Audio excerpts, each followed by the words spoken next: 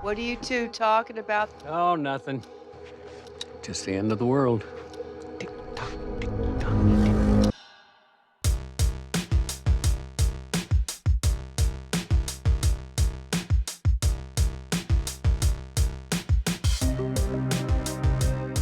Hey, welcome everybody to Pods the Watchmen. My name is Grant, and alongside me is Clay. And we are talking about episode 7 of The Watchmen. We are your companion podcast for Watchmen. I hope you guys aren't stepping out on us, listening to any other podcasts. Is that weird to say? It's kind of threatening, kind of a threatening tone. I mean, Don't you do it, it's guys. supposed to be inviting. No. Don't you dare step out on us. People take time away from preparing their shopping list for Cyber Monday, and you just threaten them right off the bat. We need this. Yeah, that's true. Yes, folks, we are talking about episode 7 of the 9-episode miniseries. Still thus far, no confirmation of a second season yet. But we are talking about episode 7, which is called An Almost Religious Awe. This one is directed by David Semmel, who has directed everything. Mm-hmm. He's the one who actually did the pilot for Star Trek Discovery, which feels like maybe it's a good time for me to go ahead and plug that, hey, I do a Star Trek Discovery podcast as well. It's called Star Trek Discovery Pod. And once the third season strikes up, I hope you guys go ahead and check us out over there and subscribe as well. We do deep dive discussions very similar to this, talking about that show. That was seamless. Yeah, pretty good. Yeah. This is also written by Stacy Osai Kufor. Apologies if I butchered that. Claire Keikel. Also, apologies. And Stacy comes from working on Pen 15 as a writer as well as an actress. And then Claire is coming from the OA. And this is the first one that looks like Lindelof, wasn't sticking his blue fingers in. Yeah. That's the expression. I'm just gonna let it go. I think it works. And this was an insane episode. This was wild. This one was super exciting. We got a ton of answers. We did. Yeah. Were you expecting all that? I don't think anybody anybody was, and they just kind of came, wham, bam, thank you, ma'am. It was the kind of serial. Like that. Yeah. It was. We now know what's going on with Beyond. We know what the 7th Cavalry is doing, and they've eliminated all doubt about their alignment and their views. We now know a lot more about Doc Manhattan. Yeah. And we're gonna get into all of this. We're still a little bit vague about what's going on with the Millennium Clock and how Veidt factors into this. Mm-hmm. Still stuff to kind of figure out, explore, dive into a little bit more. But we learned a lot. We did. And we're going to be discussing all of that. We're going to be doing a breakdown. We're going to be tearing into all of this, going into our theories about all of that. But before we get into all of that, folks, I just want to say, if you guys are checking us out, we appreciate that. We would love for you guys to stick around and support us. You can go ahead and hit subscribe, like this. Go ahead and tell all of your friends. All of that really helps us. Another way you could help us out for free is to go to iTunes or Stitcher or wherever you're listening to this podcast and go ahead and just give us a review. If it's a platform you're listening to that allows for reviews, please give us a review. Give us 5 stars. It really helps other people find out about us and they'll come listen to this. And that nurtures our community who wants to talk about this. Oh. Yeah. Another way you can help us out is through patreon.com. If you go to patreon.com/whopodsthewatchmen, you can make a per month pledge. Give us, I think the minimum is $2 a month. You can give us $2 a month, $5 a month. We try to do little exclusive content for you guys throughout, although I think didn't really do anything this week. Kind of dropped the ball there. Well, we had Thanksgiving. It was Thanksgiving We had week. Black Friday. It was very hectic. We had college football. We had college- professional football. We had a lot of stuff going on. This is very true. But you're going to do better. I'm going to do better, guys. I'm sorry. I'm going to do better. We also we have some iTunes reviews. I was going to read 1 or 2 of these because I thought they were kind of funny. This first one is from Earth versus Soup and says, "So glad I found this podcast. Interesting insight, great guys. I'd love to hear them recap other shows like Mr. Robot, Succession, etc." maybe you guys want to hear me do Star Trek Discovery. Mm-hmm. I do that one already. Seamless. Yeah, seamless. Maybe a little bit more awkward there. Yeah. We also got another review. This one's from Pop215, who said, "It's pronounced true. True. Stop saying it the wrong way." And then they gave us 3 stars. Yeah. So fuck you. I'm pronouncing it Trieu through this whole episode just for you. Just for you. That's can he change it to a 1 star? He probably could. He or she. They could drop us down. So anyway, for the rest of you, please give us 5 stars. It helps us out, and you're gonna do better. we're gonna do better about our pronunciations. We're trying to say Veidt now. We're trying to say true. Yeah, it took us 3 months to get Veidt correct. Yeah. So yeah, I can't expect too much. Also, we got another gift. We did. Show them. What did we get? We have a volume 2 vinyl. Oh yes. Or is it pronounced vinyl? I think it's vinyl. We have a volume 2 Yeah. vinyl. I think Lady Trieu says vinyl. Yeah. Yeah. This is awesome. This is great. Yeah, we got the first one, which was the Pale Horse. Which, if you're watching us on video, you can see it tucked in back here in the background of our shot. And yeah, we got a second one, and they sent one to you, me, and Mike, who is our occasional producer here on the show. When he doesn't want me running the boards like this. Camera 1, camera 2, camera 3. Yeah, no, this is really awesome. The production value is sweet. Obviously, ours are still wrapped in shrink wrap. Yeah, we got the other one over there opened already. But really fun. They really, kind of as you expect with the Lindelof type thing. Just they kind of play with outside the box type stuff, you know. I mean, even with Lost playing with the whole website type stuff. I mean, you're more into that obviously than I am. Right. But this is just an extension of that, and it's really cool. I mean, even the warning label here is not an actual warning label for real life. I mean, it's a fictionalized warning label, just playing into that whole thing. Like, where does this actually end? You know. It's really cool. Yeah. Cool. You know, I appreciate a show that engages in this way with fans. They want to send out these kind of items. I mean, it's completely unexpected on our part. Yeah. We never gave them our address. Somehow they found us, and that's really rad. Yeah, really cool. All right. So let's dive into this episode. Yeah. First off, like I said, the title of the episode is An Almost Religious Awe. This comes from chapter 4 of the original comic book. I'm pointing to the comic behind your head there. And that was the issue that was all about Dr. Manhattan kind of diving into his origins. And at one point, he's talking about how the Vietnamese surrendered to him during the Vietnam War. And he says, "The Viet Cong are expected to surrender within the week. Many have given themselves up already. Often they ask to surrender to me personally, their terror balanced by an almost religious awe. I am reminded of how the Japanese were reported to have viewed the atomic bomb after Hiroshima." And that's where the title comes for this. And we can dissect that in a little bit. For sure. The premise here is under Lady Trieu's I did it. Nice. Under Lady Trieu's care, Angela undergoes an unconventional treatment. Laurie chases down a lead. The smartest man in the world delivers a stunning defense of his past actions. Stunning defense. Mm-hmm. And without further ado, let's go ahead and do some hot takes. Oh, yeah. What do you got, Clay? I don't know if I have any. Well, I mean, there's so much to go on. I just was so impressed by. Do you like Frank Ocean? I'm not as familiar with his music. Do you know White Ferrari? No. Okay. Maybe if I heard it. In 20 seconds, I mean, the song's longer than 20 seconds.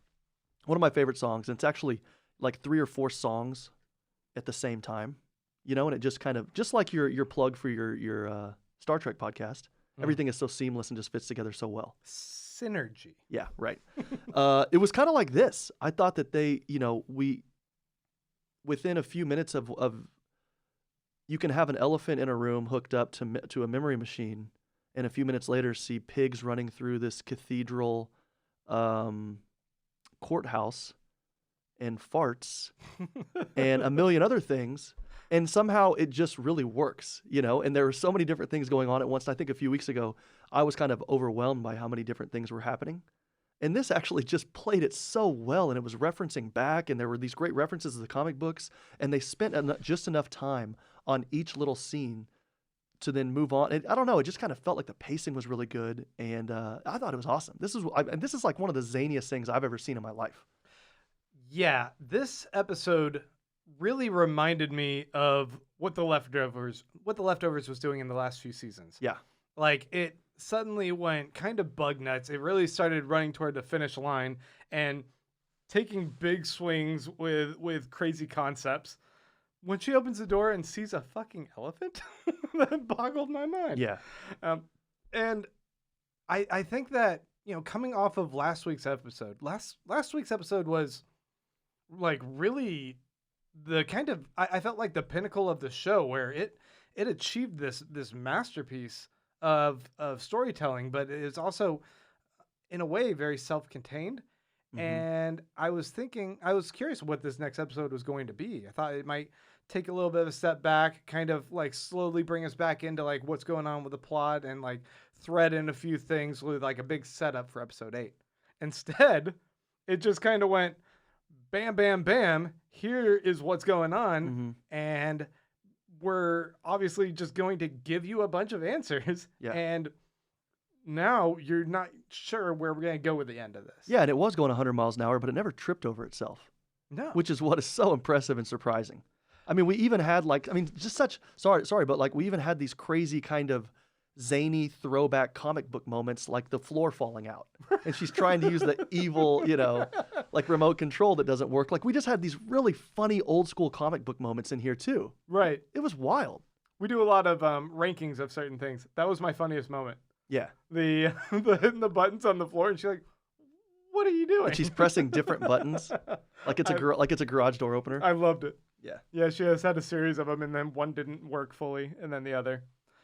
Yeah, but there is Damon Lindelof. He's known now by a lot of people for not fully addressing a lot of these mysteries that people wanted addressed, a lot of lingering threads and answers that weren't fully satisfying. And it feels like with this, he's going, here's your question, let's just check that one off. Here's this one, check it off. Check this one off. And sure, they've left us with a few more mysteries. Elephant. But yes, but I feel like there's a lot of this weight and burden of watching and feeling like a lot of these questions are just kind of accumulating, that I hope a lot of that concern has been lifted, right? They've addressed a lot of these biggest concerns, and I'm pretty confident they're going to address the last of them. Yeah. Right. Yeah, I mean, he's kind of saying, you can judge me, but not on this, right? Which, I mean, yeah, I loved it. It was surprising. It was fun. Like, that's not going to hold us back. Yeah. So before we jump into this, I want to say, hey, if you're watching us on YouTube, welcome. We're doing a live stream of this right now. You can say hi, Clay, or not. And I wanted to encourage you guys that if you have any questions or comments, you can go ahead and post them on the chat feed. I know that we're seeing a whole bunch of people already chatting right now. But at the very end of this episode, we're going to try and do a thing where we actually run through it and address some of what you guys are thinking. Is this a mailbag episode? It's not a mailbag episode. Mailbag episode? Wait, that's not a bad thing. We just kept juggling with how we could engage with the audience after the fact. And I was trying to do it like via Instagram, and it seemed like, that was a little bit, I couldn't like pull it back up afterwards. And if I posted a question thing before the episode, people might just forget to go back and ask one there. Yeah. So people are already chatting there. This just seems like, obviously we should just chat with them right there. And to the people listening, sorry. To the people watching, I think we all want to know, did you choose this color hat because it matches the Dr. Manhattan blue that was so heavily featured in this episode? You damn straight I did. Yeah. And did you know when you started watching the episode, I know just where to go before I leave the house? I gotta go get my hat. Yep, exactly. Need it. Yep. Yeah. This episode, let's go ahead and jump into it. The title sequence starts with the staticky TV bio, Manhattan and American Life. Mm-hmm. And this is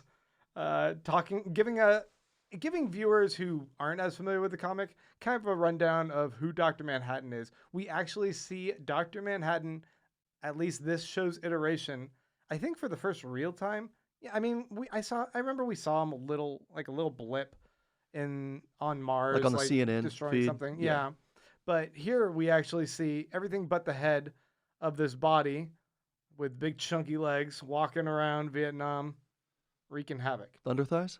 Got some thunder. I didn't notice that. Manhattan looking thick. Okay, let's keep going. You wanna keep moving. All right. What'd you think about that? Like, I'll just say that, you know, in one of the earlier episodes, I think it might have been episode 4 or 5, whenever they zoomed out and showed the squid attack. You know, if you hadn't watched closely or read the comic, you're gonna be pretty lost, right? I mean, that makes sense when you see a giant squid like with its tentacles going through buildings and stuff. I think this was like an awesome way just to kind of introduce people to it and kind of refresh people within like 30 seconds or a minute. And it didn't seem like, I didn't feel like it was patronizing or anything. It was good information and it worked and it kind of set up the scene. And I loved it, the fact that it was so Vietnam heavy and we kind of knew, okay, with Angela, this is going to be in Saigon and we haven't seen that yet. So I thought it worked well. I thought, yeah, it was very important that they establish at the front of this episode who Dr. Manhattan is for the payoff at the end. Yeah. And, you know, we had theorized previously about him potentially walking among us. I thought he was the cactus. You thought he was the cactus. I thought he was the cactus. Solid guess. Yeah. But no. And we'll get into that as well. But we are we're welcomed into this world of Vietnam circa the 90s, I'm guessing, early 90s, it seemed.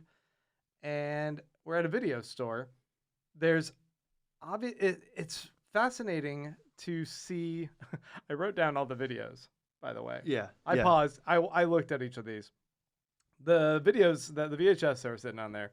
We have Trunky, the animated elephant, and Tusky.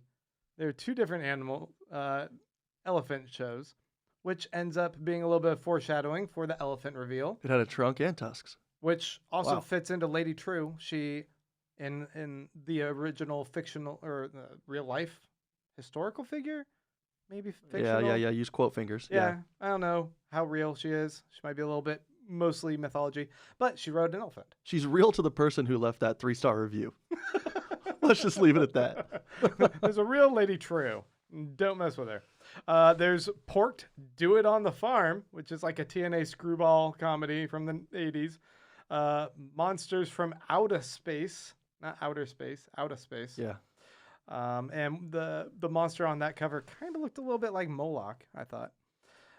Fog Dancing, whatever that's supposed to be. Silk Swingers. The Raunchy Pistols, starring Felicia Fluffer and Candy Cane Stripper. And then, of course, Sister Night, the nun with a motherfucking gun. Yeah. And this was a cool little origin. It was the canon. Yeah. Yeah. This is her origin story in a way. Mm-hmm. She sees this VHS, and this is the inspiration for who she ends up becoming.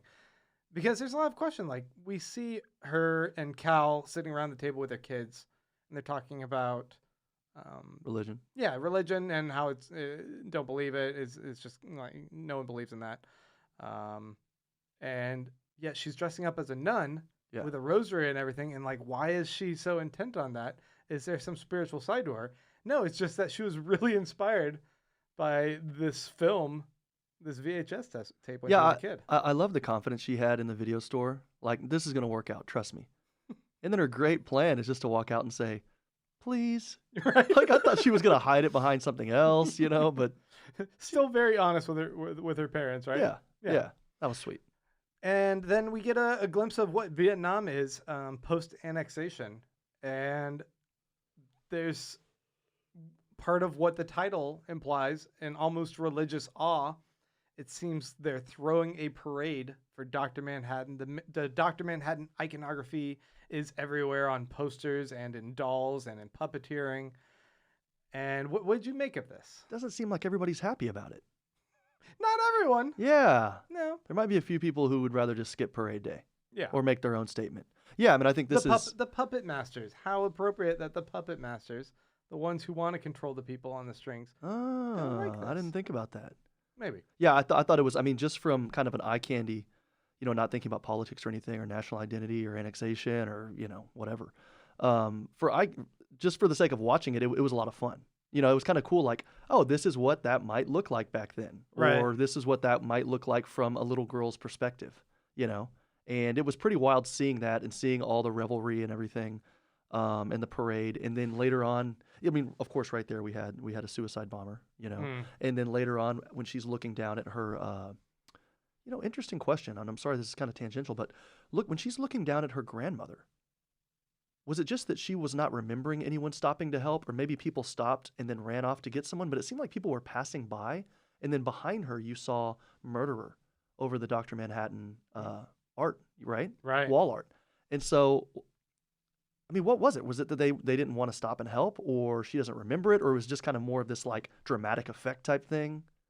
Or am I reading too much into that? I don't know. I mean, I think there's part of the idea of, you know, not wanting to get involved with someone else's business, even when you see someone dropping in the street, and the dispassion of society. Yeah. I think there's something kind of true about that, but also it could be a little bit of how she felt, affecting a little bit of her memory. All alone, isolated, kind of a band. Yeah. We were kind of suggesting that might have played a little bit of an effect in last week's episode of how Will remembered his history.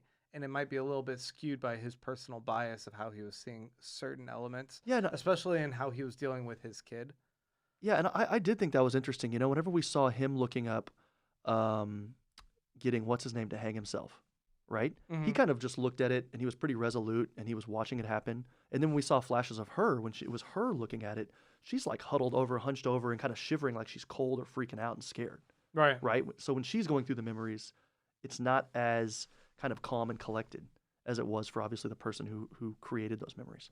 Yeah. So maybe it was something like that. Yeah, I just thought it, you know, I mean, yeah. So to get back to your original point, the parade scene was pretty wild. I've been waiting to see it. I think even when we found out in episode 1 that it was annexed, it was kind of this kind of curiosity, you know? It was kind of cool. Like, oh, okay, I wonder what that would look like. How did that happen? I mean, we know how it happened. But it was really interesting to see, and obviously this as we've seen before, this show is not limited to just race in the United States, but also national identity, American overreach, kind of global imperialism, whatever, right? So it's cool how they can address all of those things in one episode. Yeah. And I think in the very first episode, that's when we see there's a little bit of a parade going on in Tulsa, right? Uh-huh. With the paper mache, Dr. Manhattan, and the people in the streets with the protest signs and all of that. And I wonder if this is a similar kind of D-Day celebration of when Dr. Manhattan intervened and finally ended the Vietnam War. And there's this kind of parade that has to happen. And Yeah, one of the posters did say like V-Day or something like that. yeah. Yeah. And certainly, like, some people kind of buy into it and like enjoy the parade, and maybe they're not as concerned with or don't really think about what was the larger terror of having this walking god come in and intercede on one country's behalf over another.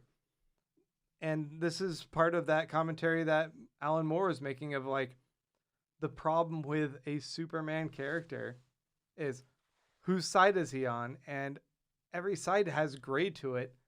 And if you're fighting for one country over another, you're fighting for such big powers and such big ideals that you can't be purely righteous, Yeah. I think. Yeah.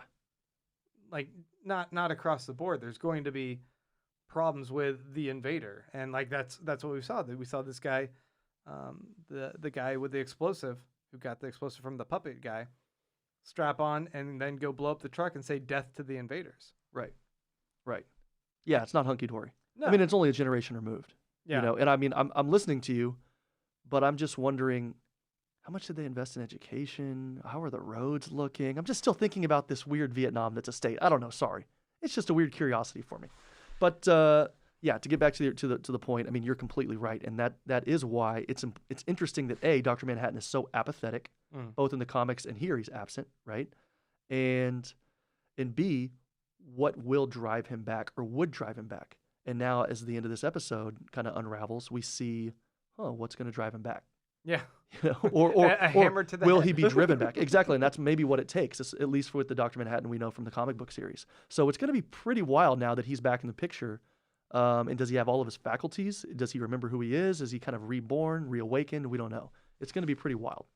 Yeah, it's sort of like a death of Superman and then Superman reborn, whatever. Yeah, and thinking about just thinking about Angela, you know, this whole series, she's known this. Mm-hmm. I mean, that's pretty wild. When she's just sitting there, you know, fighting people, you know, just raiding trailer parks, I'm sorry, making pancakes for her kids, or actually Cal, Dr. Manhattan, making pancakes.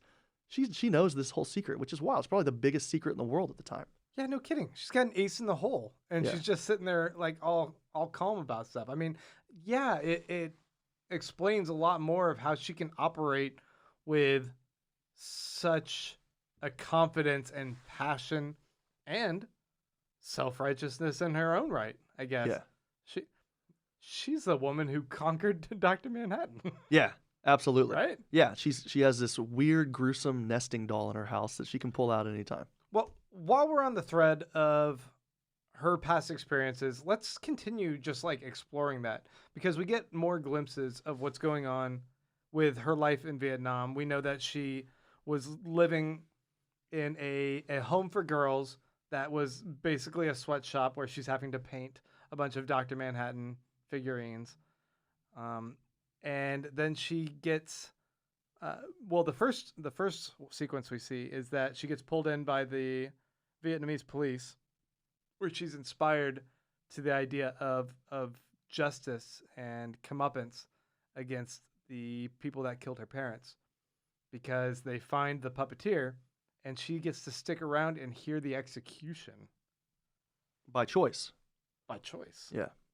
And it's already heavy enough for a kid to have their parents die in such a horrific way, but then to, in a way, know the ramifications up front. She knew when she pointed to that guy what was going to happen to him. Yeah. And she ID'd him and then waited around to know that he got a bullet in the head. Mm-hmm. Which, talk about the psychology that's going on there with her. That's pretty damaging. Yeah. Yeah, she's not like other kiddos. She said, like, I want to be a police. She's inspired by that. It's also, you know, the Blue Bloods kind of thing. Mm-hmm. Family line. It's in her family line. Yeah. But tacking on to that, like, already, like, traumatized, and there's also still kind of echoes of Batman and his parents getting killed in an alley, her parents getting blown up in front of her at a young age, how impressionable that is, and how she takes the movie, like her grandfather took the movie as inspiration for becoming a superhero, a costumed vigilante. But then we see June, her grandmother, come try and rescue her. Yeah. What'd you think of that? I love that scene. That was actually my I think funniest, and well, I don't know about funniest, but it was definitely my Cubes moment. Dark humor? Well, no, not when she dies. I'm sorry. When she says the word fuck in the burgers and borscht. I just loved it. It was so disarming. You know, it was a tense scene. She's talking about tough subjects.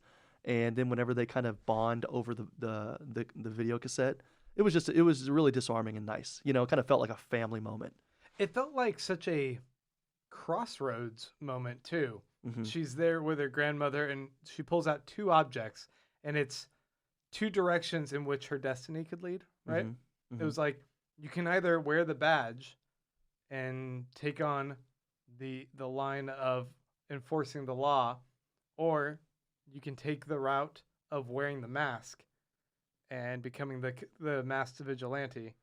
And it seemed like her grandmother, from her experience with really trying to shape what Will did and wanting him to operate outside the law and be the costumed hero, that she was like, no, take the Sister Night route. Yeah. Fuck that badge. Put that away. Exactly. And it was like, you know, it's sad that we only get this kind of brief glimpse of what her life could have been there, being like intentionally shaped to be the next in this kind of lineage, right? Yeah, it was pretty. It was. I mean, you're completely right. And I think also whenever she says, hey, not a lot of people look like you here, you know? Right. I mean, that might be a reason too why she settles on that video cassette, right? Try someone like a young black, like what was she, what do you think she was, like 10? Yeah. 9, 10 years old? I'd say. Yeah. I mean, she probably doesn't see a lot of people who look like her. And so whether it was Sister Night or anybody else, she probably did glom onto that cassette. And then finally now she lost her family, and out of nowhere comes someone else who looks kind of like her, right? And is going to take her back and says, you know, we're family. And then, yeah, that must have been horrific. And now I think one of the unknowns now that we have is, how did she meet John, right? Yeah, that's a huge question, because she is abandoned. She's lost all of her family. Not abandoned, but she's lost everyone who could show her a loving house. Yeah. And how does that shape the type of person she is, that she has to become strong and self-reliant, and eventually ends up back in Tulsa, Oklahoma? And then I think it kind of reshapes the question of, what is her motivation? She's operating with an incognito Dr. Manhattan, and they've returned to the place where her grandparents, her family lived. Yeah. And it wasn't just accidental because there happened to be a job available. It now seems very premeditated, and it kind of lends a little bit of a question to, like, does she have ulterior motives? I don't necessarily think so, but it could be as simple as something like, you know, she meets Dr. Manhattan. He decides, you know what, this hasn't worked for me. I left. I did my own thing, right? I want to go back in, and the only way I can do this is kind of put the glasses on and be Clark Kent, right? Right. And so to do that, let's start fresh. And she says, okay, you know what? I remember my grandma told me that my family's from Tulsa. Why don't we try there? It's kind of the middle of nowhere. You know, sorry for people from there, but kind of middle America at the very least. And maybe we can just try our luck there. You know, kind of a good place to raise a family. And then they could say, I mean, I don't know. So I don't know if there's an ulterior motive. There could be, there might be. So that would be pretty funny if they do that and they move there for a quiet life. And then it just so happens that the 7th Cavalry and Keene and you know, the Tulsa riots, I mean, that they may have known about, I'm sure. Well, I don't know if they did. You know, I mean, not a lot of Americans know about it today. So, and she didn't really know Tulsa's history because she heard about it just at a burger place, you know. So anyway, is it who knows? Coincidence? Do you think that everything culminated around where Dr. Manhattan was, and everyone else was drawn to the fact that he was there? Say that the 7th Cavalry found out Tulsa. Yeah. And or the Cyclops or whoever, Keene, found out. So he co-opted Judd, and he co-opted the cavalry to figure out what's going on and if they can ensnare him. And so the whole machine has been a result of him existing in Tulsa, people finding out, maybe even Lady Trieu was drawn there as well, because she was aware with her fucking Cerebro thing she's got going on. Yeah, yeah. I don't know. Well, let me ask you this. Do you think this, I mean, we know that Cyclops as an organization is interstate, right? Mm-hmm. If not national. And we know that from the map we saw in the last episode, right? Mm. Do you think 7th Cavalry as well? Or do you think that was just kind of maybe, there's likely other cults out there, as we know, and militia groups out there. But do you think that 7th Cavalry is regional, nationwide, or do you think it was just limited to that Tulsa area? I don't know. It seems like one of the big answers they gave us was Keene basically outlining what his plot was. Yeah. Like, we are going to come in here. We're going to attack the police intentionally, murder a bunch of them so that they put on their masks. Sure. Or this is what I think Laurie Blake basically said. Is this what it is? And they're like, yep. Then for the most part. That then our widow. Yeah. And then confirmed. Use that as a way to catapult him into becoming the president by drawing this tension between masked police officers and people who are fighting against that. Yeah. You know, something interesting. Do you remember in, I guess it was episode 1, all those watch batteries? It was like, why would watch batteries be illegal? Who cares? I mean, now, and you know, but there's quirky stuff in this universe, right? Like cigarettes are illegal, whatever, right? Were they illegal? So, what, the watch batteries? Yeah. I don't know if they were illegal, but it was one of those things where it was seen like, okay, why do they have all these? they're up to no good with watch batteries. If I saw somebody carrying around like a jug of watch batteries, I wouldn't think twice. Right. You know what I mean? But now we saw that magazine in the very beginning of this episode with the Millennium car or Manhattan car, and then it had the Manhattan watch. So I guess it was kind of just like a, obviously the most energy efficient you can get, right? Maybe it runs forever or something. So I wonder if those are the batteries they're collecting. Is that right? Yeah. And that's how they're able to power the Dr. Manhattan machine. They're sourcing a bunch of lithium, and that must in some way play into how they've reverse engineered this device that is able to do. It's basically what Adrian Veidt used to drop the squid, right? Yeah.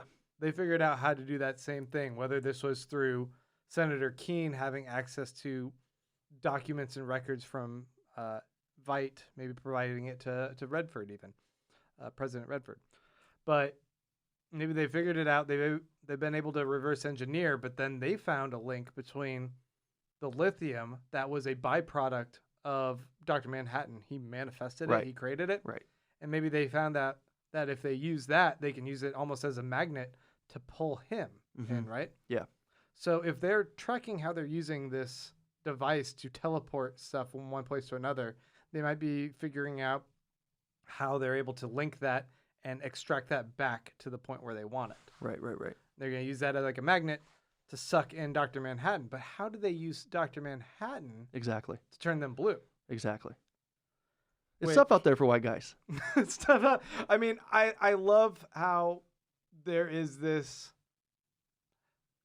That's a common line you hear from a lot of people who don't think they're white supremacists. Yeah, exactly. They're like, oh, but white people are under attack. I'm like, that's the white supremacist line right there, and they're unabashed in pointing that out to the audience. And if someone has those kind of thought processes, I hope it's being underlined. You're a white supremacist. Yeah, and it was almost so like a nod to that it was like fourth wall or something. Right. Right. I mean, it was just wild, and they even hesitated for like a half second before moving on because it was just hilarious. You almost just see like Laurie Blake turn to the camera and go, "Uh-huh." Exactly. It was kind of perfect. Yeah. I wanted to take a step back because I wanted to point out something that was such a no duh that I didn't get. Dr. Manhattan is Cal. His name is Cal. Kal-El. Kal-El. Yeah. It was like right there in front of us. The Superman of the Watchmen universe is this, like, there's a Superman and his name is Dr. Manhattan, or And he's I American, guess- all right? And it's Cal. He doesn't even have his own last name. Yeah, I was going to say because he takes adopted- A-Bar. Yeah, he's Yeah. Cal Abar. He adopted her name when he took on this pseudonym, became this whole other person, and then assumed this backstory of having a car crash. So that also makes me wonder, was there someone else who had a car crash and they replaced the body and just took the documentation? I don't know. Huh. But, Interesting. Yeah. I thought that was like they were telling us from the very beginning. And then you look at how Laurie Blake was like attracted to him immediately. It was just like, if I had a husband like that, and it's just like, that was your man for like the longest time. Right. That's the same guy. And Right. Yeah. It's just clever how they're making these like little winks and nods to us. Yeah, there's a lot going on though, so I don't really blame us for missing that. Speaking of Laurie Blake, Mm-hmm. let's talk about her little misadventures here. It seems she obviously taped all of what was going on with Angela while she was drugged out and was just blathering everything that was happening to her, basically narrating the whole situation. Yeah. So she has a pretty decent idea of what's going on. And she immediately goes to Mrs. Crawford to kind of tell her about that. I love how she like outlines like, here's what I think is going on. And Miss Crawford twists her evil Snidely Whiplash mustache and is like, ha ha ha ha, you're mostly correct. That is what we were trying to do. But we were trying to go even farther. Even further. Yeah. What'd you think of that big reveal? I thought it was- I loved it. It didn't even, it seemed anticlimactic in a way because we've been waiting for that for so long, but it just worked. I love that we kind of now have established that. Now we can move on to what else is going on. Obviously, the floor literally fell out from beneath her. I mean, she just shows up to Tulsa to deal with a localized cult, and now we have this. And she's thinking like, holy shit, And I think she even, when she was kind of positing all that, do you think she believed it, or was she just kind of maybe trying to get under what's-her-name's skin? I think in a way she was fishing. Yeah. Yeah. Yeah. She's like, here's an inkling of an idea of what this could be, but she was also in a way acting as a little bit of like a proxy for us, the viewing audience, which Right. I think is incredible foresight by the creators of Watchmen, that they'd be like, here's what I bet they'll think is basically the plot. Yeah. We're going to go ahead and outline that as well. And then say, you're so close. It's actually a little bit skewed from that. Yeah. And that works because Laurie isn't aware of the teleporting machines. Right. I also, she has some exchange early on with Petey, Agent Dale Petey. Yeah. And Petey basically delivers one of those lines in TV that is heavy exposition, just like explaining stuff to the audience. Yeah. I am in this place that you told me to go to investigate these people. Remember that episode 5, how that ended? Basically, it's like what he says to her. She's like, yeah, I don't know why you're telling me that, you fucking idiot. Yeah. It's like I said that verbatim. Yeah. Yeah. But it's funny that she does that. And then she kind of goes over to talk to Mrs. Crawford and essentially is doing a little bit of info dump as well, which it's necessary. I understand what they're doing here for this episode. They have to explain a lot of that backstory for it to make sense for the two competing audiences they have. Yeah. The people who are already familiar with the comic book and those who really aren't. So, but she still has to kind of like draw lines and like really point things out. And I was like, it feels like you're doing a little bit of what you were making fun of Petey doing it just a minute ago. Right. But I think we needed that as audiences. And I think you agree, right? Yeah. Yeah. I mean, and looking at that bunker scene really quickly, I mean, now we can all breathe just a little bit easier that he's alive. Dude. Or, I mean, maybe he's been kidnapped, but I mean, he seems to be alive. My Cubes moment. Uh-huh. LG is alive. Looking Glass is alive. Yeah. We had these 3 guys come in. Uh-huh. Or 5 guys, I don't know. Rolling but deep. He wiped them all out. So he does have the skill. And we were talking about his fighting prowess, and I guess I didn't give him enough credit.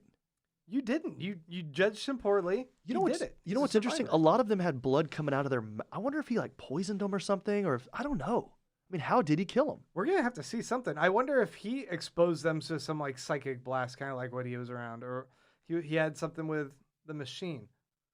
Yeah. Or, I don't know. Yeah. He definitely has a little of that Rorschach in him. It's awesome. Yeah. I'm sure we're going to get, I hope we get kind of like a scene like True Detective season 1, where it's this like nonstop action scene where it's like really tense and him hiding, but then him pulling some shit. You mean like where it's really dark and they're in a maze and it's freaky? Not that last one. The one where he's at that I never want to see anything like that again. Drug house. Oh, yeah. But he's alive. One person's missing a mask. Uh-huh. So he's infiltrated, obviously. He's infiltrated. Yeah. He's wearing a mask. He's one of the people. He's going to be a background character that comes in to save the day at the last minute. Yeah. And I'm very excited. And he's going to be wearing a mask. He's going to pull it off and be like, "It's me. I'm here to rescue you." Yeah, he's going to have that cactus. I got a mustache. He's going to have that cactus. Me and Cactus are here to rescue you. He's going to have handcuff keys in the right hand for Laurie, and he's going to have that cactus in the left. It's going to be wonderful. It's going to be beautiful. Yeah.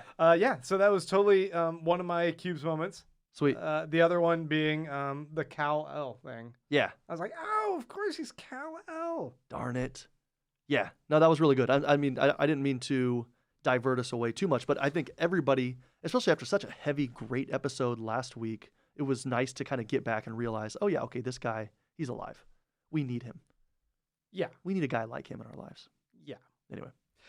Well, I want to jump back into some more of this, but while we're on our little list of like awards we hand out, Okay. I thought I'd go ahead and address the other 2. We say awards. I mean, we don't have a physical award. We don't have an award. Accolades. But we try to remember these little moments and point them out each episode. Okay. Funniest moment. Yeah. The chair The chair. or the fart? The Lowbrow humor, maybe? I liked it. I liked both, but I loved the chair was just so zany. It was so classic evil comic book villain. I liked the chair. Yeah. I guess, are you a fart guy?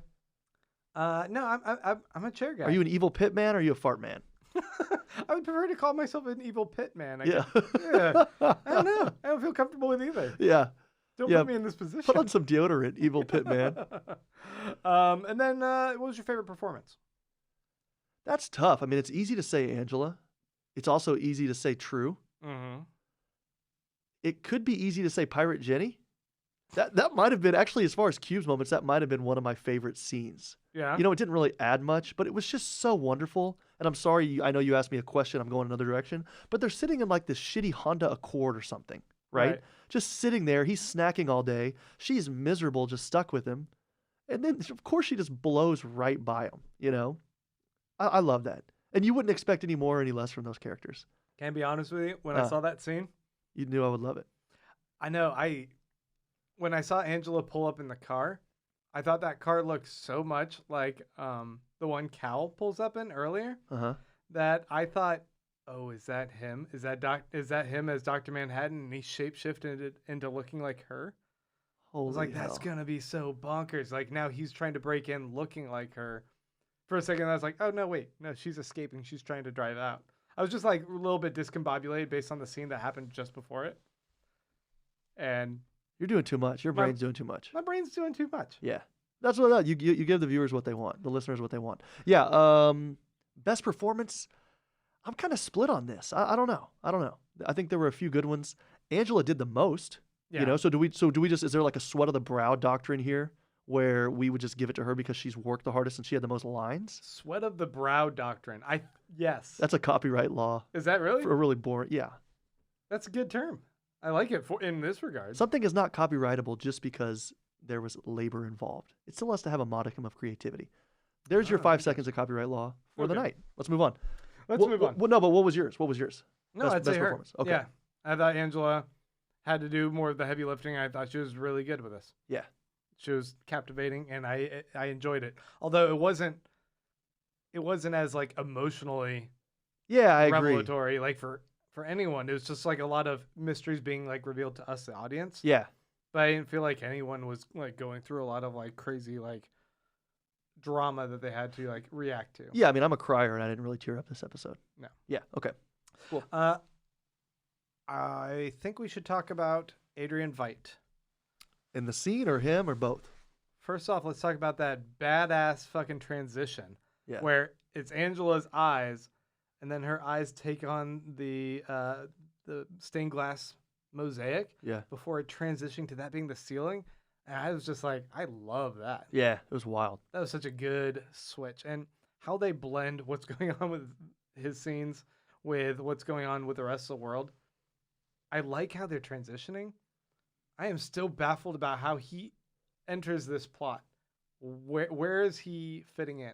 And why did the trial take 365 days? Yeah, how is this a year-long trial when she gives a closing speech that was a minute and a half? Yeah. Right? Yeah, that trial was the only thing longer than Scorsese's new film on Netflix. Yeah, The Irishman. Have you seen that? No. Don't. You're a lawyer. Yeah. And you've actually done some courtroom law. I don't know what's Not a lot, but yeah, let's call it courtroom law. courtroom law. What did you make of this sequence of their speeches of whatever? I can't give you any inside information on courtroom law because I don't do a lot of courtroom law, which I'm now going to call it that from now on. Thank you. I mean, it was a great scene. The whole thing was weird. I don't understand why they were in this cathedral. I don't understand why he was wearing a wig. It just seemed really fantastical and fun. We had all the lemmings there. Just some of them were in the gallery. Some of them were spectators. One of them was, I don't know. It was just fun. I don't know why it took 365 days. I don't know why he did not defend himself. Well, actually, that kind of makes sense, right? This is a really prideful guy. And I just have to think that do you think he had this planned out as well? Was there a tear? Did we see a tear?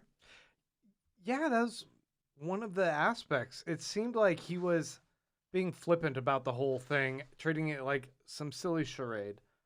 And at the same time, there was something a little bit powerful about the fact that these robot clone underwater baby, centrifuge baby thingies, Yeah. kind of taking him to task, not just for his sins on this Europa moon realm, but also the sins of what he did on Earth, and saying like, you stand accused of being a monster in both these places, of defying rules, of being a murderer. Mm-hmm. and they are finally holding him accountable for the 3 million people that he killed. So I guess what maybe I was taking from that was he was outright dismissive of this itself, but maybe this is the first time outside of Rorschach and Dan Dreiberg holding him, like calling him out as being a shithead in Watchmen, of him kind of reflecting on that a bit more and going, damn, they've spent a year calling me out for that, and maybe I do have a little bit of reflecting to do on that. Yeah, I think it was partly that. I think it was also him thinking, I have to go through this to get where I want to go. And he was just like, this has been so much energy, wasted energy. Just has been such a struggle. I mean, he started off tanning hides and stuff like that, right? And building trebuchets and all this. And I think he is kind of, a part of him is just thinking like, God, I've been reduced to this. Not feeling bad about it, but just thinking, I still have so much work to do, or maybe it's almost over. Do you think this factors into his end game then? Like he anticipated, I'm going to escape, I'm going to send out my SOS, but I know that I'm going to have to endure this, and the year-long process of this will in part account for enough time that that message can get there, and someone might be able to mount a rescue effort for him. I think so. Okay. Yeah. And maybe, maybe he didn't defend himself, but maybe he brought up like evidentiary issues or hearsay. You know what I mean? Right. Like maybe that's why it took 365 days. I don't know. Well, then they release a bunch of pigs in there, and everything just kind of gets a little bit silly. Like this episode, like other parts of this episode. Yeah, but like even more so, I felt like it was absurd for absurdity's sake. Yeah. And I don't know. Did it work for you? Yeah, with the pigs running in and it like making the whole thing such a farce, yet telling us the audience that 365 days were spent on it, it made it feel like it didn't matter as well to me. Like what happened there? This is a plot point that doesn't matter. It was a weird kangaroo court. He was already guilty from a pig squeal anyway. Why did it take 365 days? I don't understand it. I don't understand anything about it. But it obviously, I think the timing played in. I think maybe he knew that it was going to happen. He knew it was going to take that long. And he's waiting for Trieu or somebody else to kind of rescue him. And we see that. When we see the anguish on his face, and then we see the golden statue of him in the vivarium in Tulsa, right? So obviously they're connected. We don't know. Maybe he was falling from the sky in the land she bought a few episodes ago. We don't know. But obviously they're... She carbonated him. Yeah, right? I mean... I don't know. I mean, they've got to be connected somehow, and we have two episodes to find out. Right. So, taking a step back from all of that, I've been noticing, you were talking about like noticing the color yellow, which, have you noticed yellow objects in this episode, or were you kind of keeping an eye out to that? I didn't really keep an eye on it this episode. From the get-go, it was that color blue, which, you're sporting right now with your hat. Yep. Yeah. So I think this was just kind of the light blue episode. I think there were some parts that were yellow, but I don't know. I didn't see that. I've been thinking a lot more about how the color red plays into everything. With the last episode, obviously, they're doing that play off of Schindler's List, Pale Horse thing going on. In the black and white, red would be the pop out color from the blood of the men being dragged behind the police car to the red blinking light that's foreboding of the room in which they're recording the mesmerism audio, to the red folder that he was tracking, the mesmerism book, which was red. But also within the show outside of that, I feel like red has taken on this kind of menacing color. You have the red pill bottle. Yeah. You have the red flower that Adrian Veidt wears on his armor when he gets sent into space, which maybe was supposed to track how much the plant was degrading over time, so he knew how long he could stay out there. I was trying to figure out why he would be wearing that flower on his outfit. Little canary. But when he gets brought back, it's like all kind of crumpled and frozen, and maybe that was like a gauge of what's going on the exterior of his suit. Yeah. But then I was also thinking, like, you see the tomatoes he's growing, the genetic manipulation that's going on there. And in this episode, we see the red flower again, which is in this video. What was it? A tutorial video. Yeah. where they pneumodialysis. Okay. That was a tutorial injection she gets. And the red color of this rose, talking about the cleaning out of the body for nostalgia. I was wondering if they're just trying to be like, if they're trying to tell a little bit of a story with the color red. Like the red of the drip of the blood being iconic on the smiley face. Like, It's so hard to say with red because it's always been such a primal, right. kind of carnal color. It's my favorite color, which I think speaks to me being kind of childlike and immature, kind of an arrested development emotionally and intellectually. Mm. What adult has a favorite color that's red? I don't It's know. like more of a little boy's favorite color. It's my favorite color. My daughter's favorite color is red. Right. But she loves Spider-Man. That's true. I think maybe they're connected. Yeah, I don't know with red. That's tough to say. But, I'm thinking just as a sidebar here, didn't somebody that we know get in trouble on Reddit for doing different things with colors in the MCU? Really? Yeah, call me out on that. No, I'm not necessarily calling you out. I just don't really know that much about it. But I remember there was a little bit of a hullabaloo. Yes. We don't have to get into that. Well, we don't have 45 seconds here? I made a bad call when I was doing a little graphic for Endgame. I adjusted one image and I shouldn't have done that because it ruined the whole thing. And now that we've seen Endgame, it didn't really have any bearing. I was just doing a funny little theory thing. But How many upvotes you get? fuck with people on Reddit, they get mad. Yeah. They banned me from a subreddit because I did that. Yeah, the comments were not a happy place for you. No. Yeah. Yeah. No, Thanks for bringing so that up. red, I don't know. I mean, obviously they use yellow like crazy, and I love the throwbacks to that. Hey, speaking of throwback, did you see we saw it, but we saw her eating in the burgers and borscht, Mhm. right, with her grandmother. And we actually saw it earlier too, whenever she was walking, when she left the In video Vietnam. store. Yeah. Right. The same place. And I mean, we saw that too in the last issue of the comic book. And it's color red. It just caught the eye. Oh, there you go. That brings it back to red. Mhm. I just love that, and I didn't know that it would play a more central role, like with the conversation with her grandmother. I thought maybe it was just going to last for that quick second that she walked past it, but I thought that was just kind of a fun nod to the comic book. Right. I was kind of looking at those. I don't know how many I saw this. Did you see any other kind of cool throwbacks? I'm trying to There- think of. There was, Dr. Manhattan walking through Vietnam when he's kind of this giant. Right. That was not. I mean, it wasn't really a throwback. It was kind of more. It was an iconic scene from Is- both there you go. the book and then the movie. The later. burgers and borscht just kind of felt like kind of more of a Cubes moment, kind of something fun. Didn't have to be there. Doesn't really add much, and it's just kind of cool that fans will know. Yeah, Yeah. it's a reminder of like, yes, we're really placing this in the world, and we've considered that that's an entity that fits in this world. We can just have a little nod to it. They just whisper in our ears, "We like this too." We're fans of this comic. Let's talk about Lady Trieu. True. Lady Trieu. Uh huh. This is why we get 3 stars. Yeah. This is why. And she straight up like says she's the Millennium Clock has an ulterior motive. She's using this thing to combat the 7th Cavalry because Will Reeves came and contacted her, told her about this. Because imagine being Will Reeves and being like, oh, I'm able to have access to trillionaires. I can just talk to them. Yeah. But he lets her know of this vast and insidious conspiracy. And she's on board to try and help save the world from them capturing Dr. Manhattan and trying to use him to make a lot of white supremacists into Dr. Manhattans. Right. MAGA. Do you buy that is her sole motivation? No. And not thinking anything negatively about her, but it just seems a little too gregarious. Right. I mean, she has to have her own. I mean, who's her dad? Where's her dad?